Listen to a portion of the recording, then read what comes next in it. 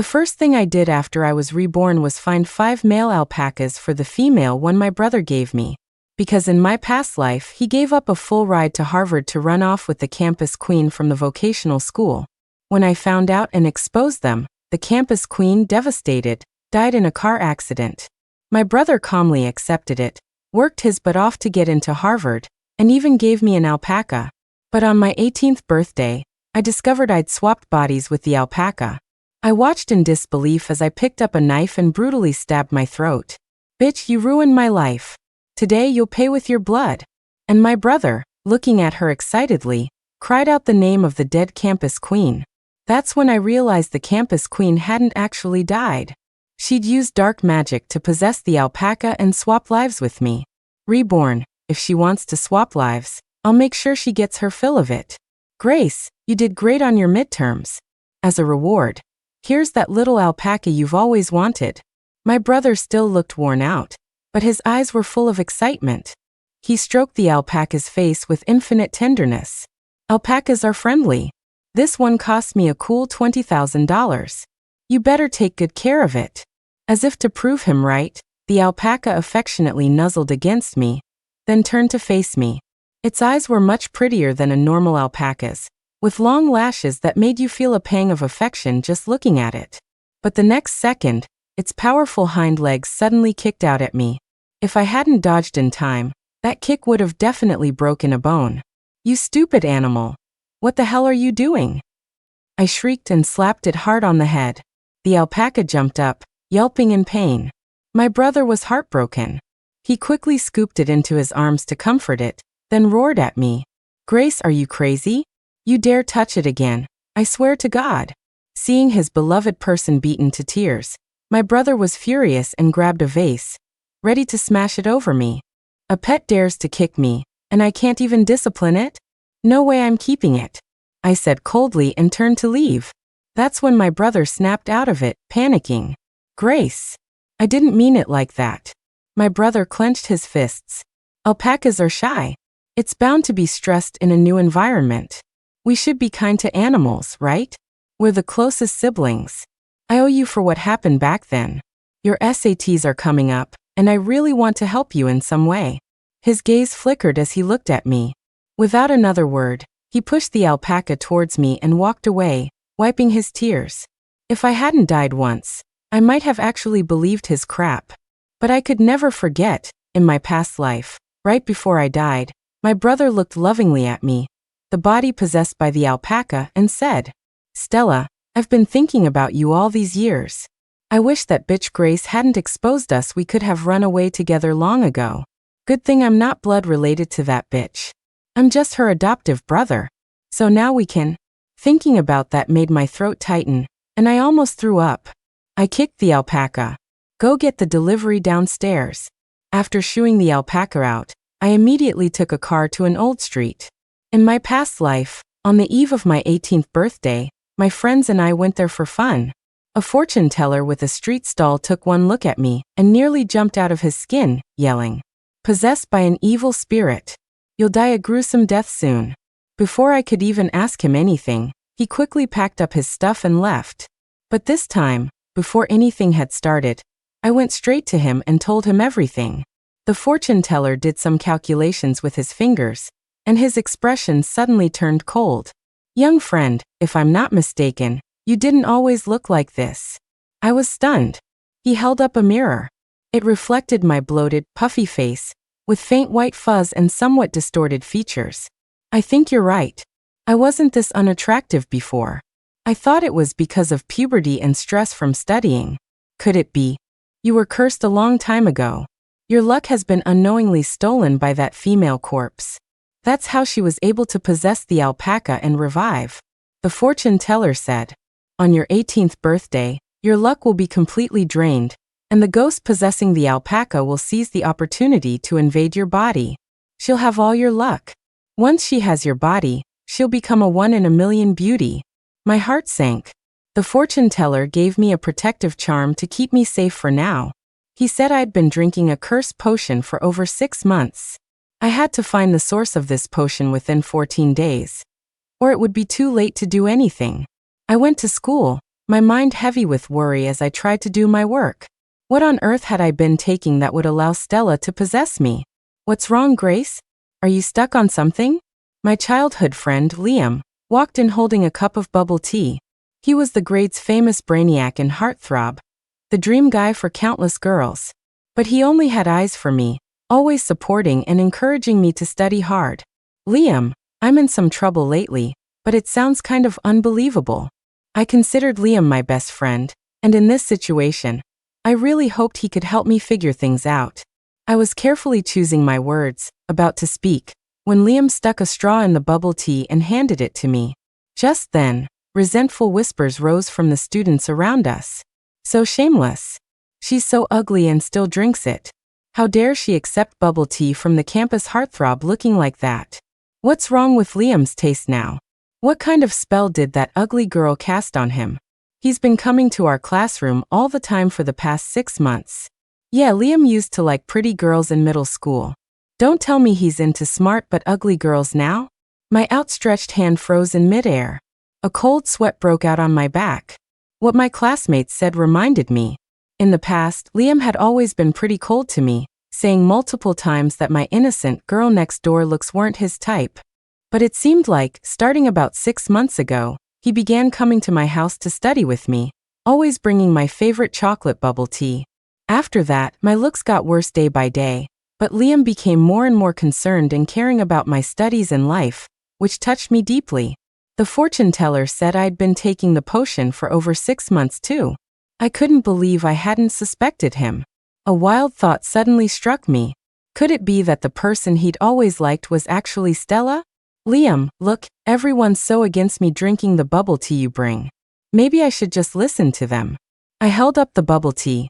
Whoever wants it, come and get it. Chocolate flavor, still warm. As soon as I said that, the jealous classmates who were just complaining all rushed over, but Liam's face changed, and he said sharply, "No." He quickly recovered, looking at me with an incredibly hurt expression. "Grace, this is a token of my affection for you. Do you really have to do this? Are you going to abandon the only person who genuinely cares about you just because of what a few people say?" Seeing how nervous he was, I became even more certain that the bubble tea really was laced with the potion. And if someone else drank it, the life swap would work on them too. I slowly put the bubble tea down. "Stop playing hard to get. You must be thrilled the campus heartthrob cares about you. Refusing it on purpose, what are you trying to show off? Such a bitch." Just as the bell for class rang, someone shoved me hard from behind. I slammed into the desk, a sharp pain shooting through my stomach. After school, I found the fortune teller and confirmed the bubble tea was laced with the potion. Then, I went and bought 5 male alpacas in heat and brought them home. When I got home, everything in my bedroom was smashed by Stella, the alpaca. She'd even viciously defecated on my bed, making it stink to high heaven. From the moment I walked in, her gaze was fixed on me, trying to imitate my every move so she could replace me later. My mom almost fainted from the smell when she passed my bedroom. She immediately wanted to call my brother to get rid of the alpaca. This was a gift from brother. He'd definitely be angry if we sent it away. He's busy with his studies and not home right now, so let's not bother him. I stroked my chin and said with a smile, "I think this female alpaca must be in heat." "No problem, I just bought 5 males. Our place is big enough for them to get busy." Male alpacas in heat can be violent and will fiercely bite the female alpaca's neck. 2 hours later, Stella was exhausted, cornered, trembling all over, her face streaked with tears. Her fur was all messed up, and she was so weak she was almost unconscious. I threw her into a cage and tied her up with a rope. When my brother came back on the weekend and saw all this, he was about to explode. But I just grinned and said, "Brother, I looked it up. Alpacas are herd animals and can't live alone, so it's better to have a few. Look how much fun they're having. Maybe they can have a baby later, huh?" Without a word, he grabbed a knife from the kitchen and sent those 5 still bleeding male alpacas to their maker. "Grace, if I see any more unwanted animals in this house, I don't know what I'll do." His eyes were cold. His voice practically squeezed through his teeth. "Your SATs are coming up. Just take care of this one. Behave yourself, okay?" I agreed. Then I posted pictures of our beautiful alpaca on an online forum. Stella was already a campus queen when she was human, and after stealing my luck, she became even more beautiful. Even as an alpaca, she had captivating, human-like eyes and soft, rosy lips. In my past life, that's why I loved the alpaca at first sight. Even when she caused trouble, I couldn't bring myself to punish her. Soon my post got a ton of replies. What breed is this? It's so beautiful. If it weren't for the live photos, I'd think it was photoshopped. So gorgeous. Can I borrow it for breeding? I want one too. The Opie's alpaca could definitely sell for a good price. Can I borrow it to play with? Hee hee, it looks like my dream girl. Don't worry, I'll take good care of it. Me no problem. $500 a day. Just bring it back to my place the next day. I opened the cage and Stella, who had been cooped up all night, immediately rushed out and went wild. She kicked everything in my bedroom into a mess, deliberately chewed on expensive things, and left her saliva everywhere. After smashing things, she targeted me again, ramming into me viciously. Got so much energy, huh? How about I send you to someone else's place for breeding? My quietly spoken words made her freeze. Her eyes wide with terror, she stared at me, her fur standing on end. You actually understand human speech. Meeting her terrified gaze, I bent down and said, word by word, go on. The person is already waiting for you outside the villa. I took $500 from them, so you better perform well. When she was sent back, her legs were trembling so much she could barely walk. She collapsed and fell asleep, clearly mentally broken. The people who borrowed her all commented, very feisty, seems to understand human speech. Never seen such an intelligent alpaca. And I not only made back the money for the 5 male alpacas, but also had enough left over to buy all the study materials on the market. But my brother didn't know any of this. He thought Stella had learned to pretend, acting docile and quiet in front of me. And the me he saw had become incredibly gentle, taking meticulous care of Stella's daily needs. One day, I woke up and found my facial features had become much more harmonious, and my eyes were bigger. I was thrilled. I went to school, but before I could even enter the building, a few girls grabbed my hair and dragged me into a small wooded area. Same as before. Slapping. Forced to drink dirty water. Forced to kneel. Their words were always the same. Why should the campus heartthrob like someone who looks like you? Liam, my dreamboat, is mine. Take a good look at yourself. Don't even think about stealing him. Stay away from Liam from now on, or I'll kill you, you hear me? They always hit places hidden by clothes and claimed they were minors, threatening to kill me if I dared report them. Before, I would have gritted my teeth and endured it, thinking that once the SATs were over, I could escape all this forever. But this time, I looked up and respectfully said to the brawny-faced girl leading them, Quinn, how would I dare compete with you for a guy? I haven't drunk any of the drinks Liam gave me. I was just about to bring them to you as a sign of respect. I took out the drink I'd prepared from my bag, which contained the potion extracted from the bubble tea. From today on, I'll give you every bubble tea Liam brings me. How does that sound? Quinn didn't expect me to be so cooperative. She looked at the drink, overjoyed, a blush appearing on her dark face. You finally get it.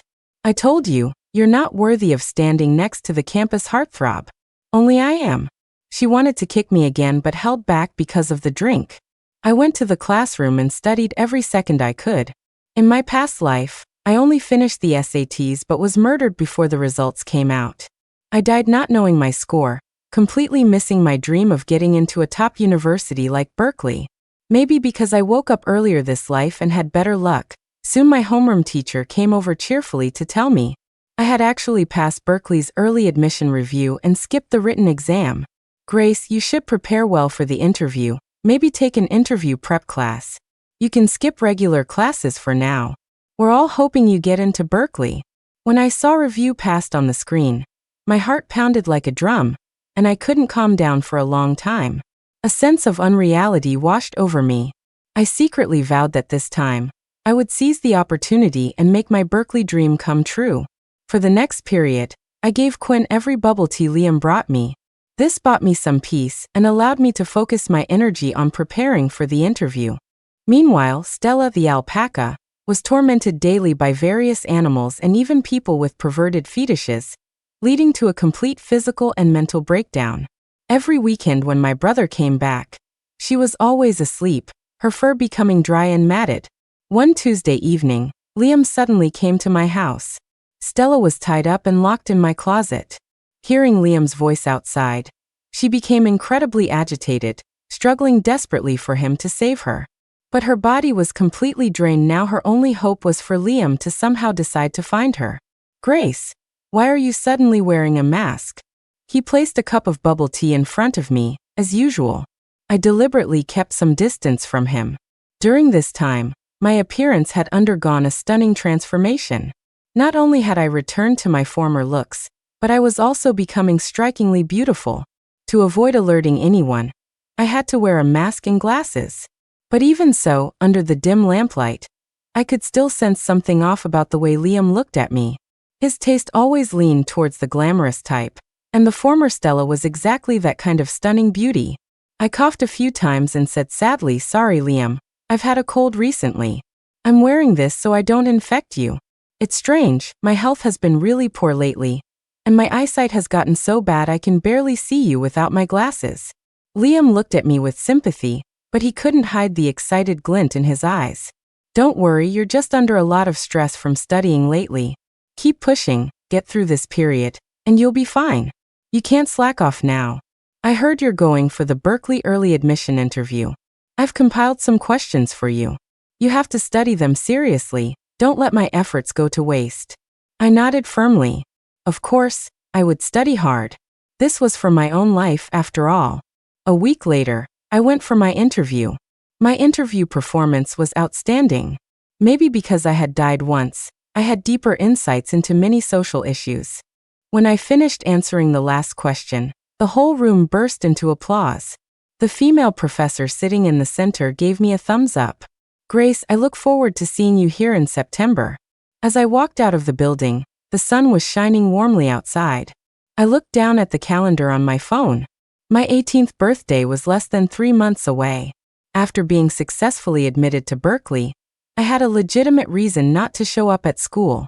Under the guise of a vacation, I took Stella the alpaca and moved out alone, ignoring all messages from my brother and Liam. Finally, my 18th birthday arrived. I returned to the villa early and spent the whole day in the makeup room until nightfall, when the same scene from my past life played out. Liam messaged me, saying he was waiting for me in a room. His words were ambiguous, unclear whether they were for me or for Stella. "I hope, when the sun rises tomorrow, the first person you see is me." I immediately forwarded this message to Quinn. She had been in a bad mood lately due to changes in her appearance, and had come to my birthday party planning to beat me up to vent her frustration. Seeing this message, her anger instantly subsided by half. "You're finally showing some sense. If I can snag my dream guy tonight, I'll let you off easy a few more times in the future. You're such a bitch. It would have been better if you'd wised up sooner. You made me wait until today, wasting my time." She arrogantly walked into the room and was immediately knocked out by something inside. Lying there as well was Stella, her body long since completely drained. Through the surveillance camera, I saw the first thing Stella did upon gaining a human body was to brutally stab the alpaca, her former body, to death. "Bitch, you ruined my life. Now you'll pay with your blood. I was so close to being with your brother and marrying into your family. Who asked you to meddle?" She was in a murderous frenzy, not even noticing that the body she was in wasn't mine. By then, my luck had fully recovered. I looked at myself in the mirror. A high-bridged nose, rosy lips, and large, sparkling eyes. If before I could only be considered an innocent, pretty girl next door, now I could be called a true beauty, combining purity and glamour. I had only taken a few steps out the door when I heard a rush of footsteps behind me. "Stella, you're finally back." I had just turned around when someone pulled me forcefully into an embrace. I fought back nausea as my brother, Chun, nuzzled against me affectionately. "You have no idea how much I've missed you all these years. I dreamed of going back to that time, without that bitch Grace meddling. We could have eloped and lived a life just for us. You suffered a lot recently, but I had to do it so you could replace Grace seamlessly. Thankfully, the result is satisfactory." He cupped my face, his eyes filled with unrestrained awe. I fought back disgust and turned my face away. "Chun," I said, mimicking Stella's soft, delicate tone. Just now, a fierce-looking girl burst into the room, slapped me, and said she'd teach me a lesson. I haven't interacted with people for so many years. I'm so scared. At these words, my brother's expression changed drastically, bloodshot veins crawling into his eyes. "Whoever dares to bully you, I'll kill them. I won't let anyone separate us again. Speak of the devil." The very next second, a sharp voice came from behind us. "Chun, I'm back. Wait, what's going on here?" Stella, now in Quinn's body, stared at me in shock, her mouth agape, too horrified to utter a single word. But I had already seized the initiative, pointing at her and yelling, "Ah, it's this girl. She said I was seducing the guy she likes and threatened to slash my face and kill me." Stella also snapped to her senses and shrieked, "No, Grace, you're the one who harmed me. Chun, she tricked us all." However, it turned out my brother was all about looks. The face opposite him, Quinn's face, was so unattractive that no matter how Stella tried to explain, my brother didn't want to hear a word. He abandoned all pretense of being a gentleman, grabbed Stella's hair, and kicked her hard in the stomach several times. The more Stella tried to speak, the harder she was beaten.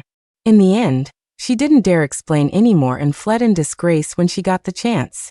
Liam also appeared. He stood some distance from me, trembling violently. "Stella, you certainly played a part in this, but Stella will always be mine alone," my brother said coldly, pulling my shoulder tightly. Liam pressed his lips together, looking dejected and hurt, but his eyes seemed glued to me. "All right, I need to get through this coming-of-age party quickly, so no one notices anything wrong." I pushed my brother away and straightened my formal dress. "Oh right, remember to take care of that alpaca in the room. Don't mess anything up." My brother's eyes shone with a frightening light. "Of course, I'll go burn that bitch's body right now. Stella, don't worry, I'll make sure Grace's soul is scattered to the winds." I was so worried just now. The life swap can only be done once. If it failed, everything would be over. Thank goodness it succeeded. At this coming-of-age party, I received unprecedented attention and praise. As a superachiever accepted by Berkeley, many people already admired me. Combined with my now unbelievably beautiful face, almost everyone was stunned when I made my entrance. "Oh my God! How can anyone be this beautiful? Is she a celebrity they hired? Holy crap, is that Grace? Did she lose weight or something? Why did she suddenly become so gorgeous? Help me. Beautiful and smart. She's practically a masterpiece. Am I just here to take up space on Earth? Sob goddess, look at me. Can I get an autograph? Your number, maybe? Babe. I'm a girl, but don't be so strict about gender. Date me, okay?" Lifting my skirt, I basked in the endless flowers and applause from all directions. All of this was what I should have received in my past life. But when I happened to turn, I still saw in a corner of the hall that twisted face with a venomous expression. In the following period, I lived a life where I was the center of attention. Wherever I went, countless guys fawned over me. Those who used to bully me were warned to stay far away. My brother took a leave of absence from Harvard and returned to the villa to become my servant. He, who had never lifted a finger to do chores, was now willing to cook for me, do my laundry, and scrub toilets.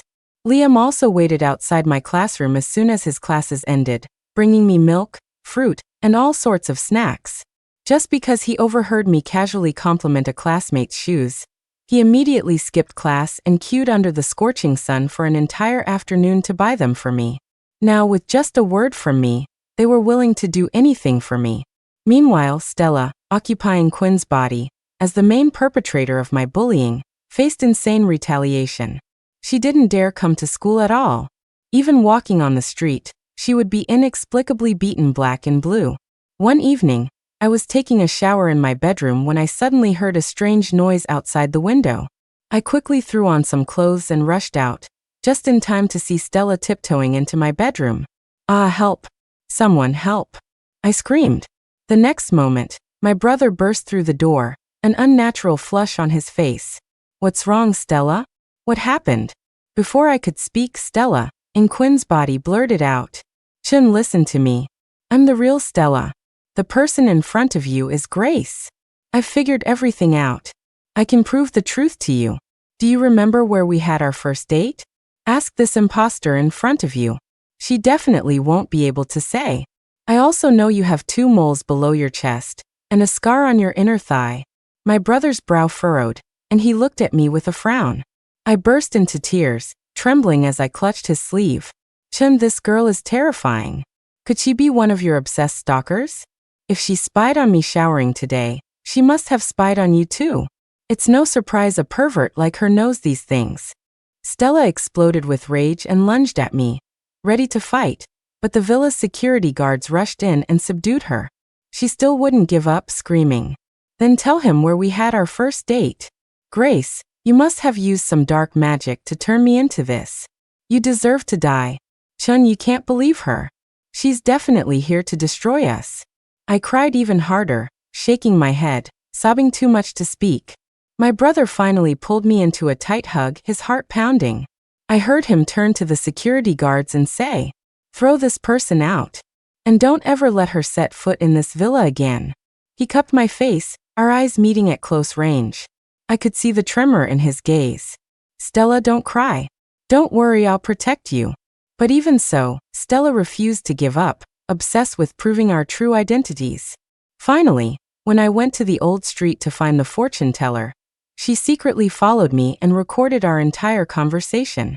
Fortune teller, your luck now is even better than before. Your future is bright and limitless. I'm very pleased to see this.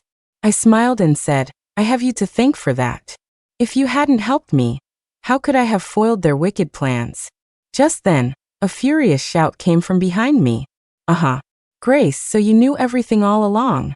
Today is the day you die. It happened so fast I barely had time to react. A sharp knife was already pressed against my neck. Stella forced me into an abandoned warehouse and called my brother and Liam to come. In front of everyone, she played the recording. She was trembling with excitement. So she pointed at me, her voice almost cracking from shouting, "Your Grace. You orchestrated all of this." Seeing me gaze at her calmly without saying a word, Stella's screams became even more shrill, her eyes practically shooting fire. Chun. Liam. Look. She's admitting it. She's Grace. I'm your Stella. After saying this, she broke down crying, expecting a dramatic, emotional reunion. But she didn't expect that my brother and Liam just looked away, their gazes even holding a hint of displeasure, as if blaming her for exposing everything. You. What's with that expression? Don't tell me you knew all along?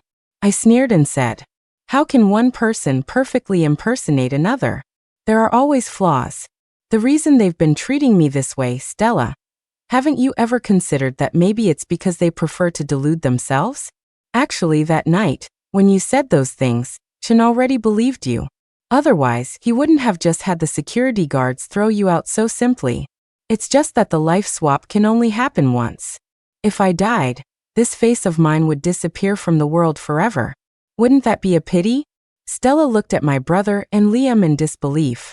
But this time they met her gaze firmly, silently acknowledging everything.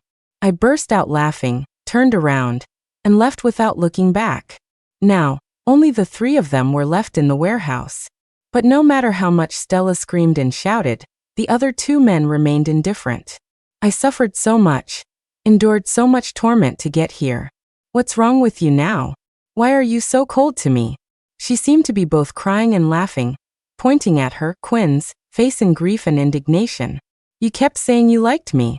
Don't tell me, all along, all you cared about was this face? Perhaps my brother did have genuine feelings for her once. But Liam was completely captivated by beauty during his first brush with love, mistaking it for true affection. Back then he didn't understand what love was at all. How ridiculous. How can you expect a man to see past the skin to the soul? All they like are beautiful shells. Stella, my brother's voice was hoarse, his gaze shattered. That mystic told us back then, the life swap can only be done once. That means your current appearances can never be changed again. I'm sorry, Stella. I think I overestimated myself. I really can't accept spending the rest of my life facing your current face. Liam also closed his eyes. When he opened them again, There was no trace of affection. Even if we once liked you, so many years have passed. People change. You should be content that you have this body and can return to the world of the living. Please don't bother us anymore. Stella was utterly devastated. So you knew about everything I've been through, but you allowed Grace to treat me like this. All you ever loved was just an outer shell. Just like my damned father, who only coveted my mother's body. Right now the people I hate most are you too. She suddenly let out a strange, eerie laugh, her voice incredibly soft. Liam, let's the three of us be together forever, okay? Let's go to hell together. Meeting their terrified gazes, Stella released the lighter she was gripping tightly in her hand. A massive explosion roared, and flames lit up the sky. A huge fire burned the place to the ground, as if those three people had never existed. I stood on a high platform in the distance, silently watching it all. The fortune teller also stood beside me, a sigh on his handsome face. This world's romance, it's all just like this. In the end, what they love is just the skin. I looked up at the star-filled sky, my expression unwavering. The most tragic thing for a woman is to believe a man will save her. And I will climb higher, step by step, to a place where everyone will look up to me. The end.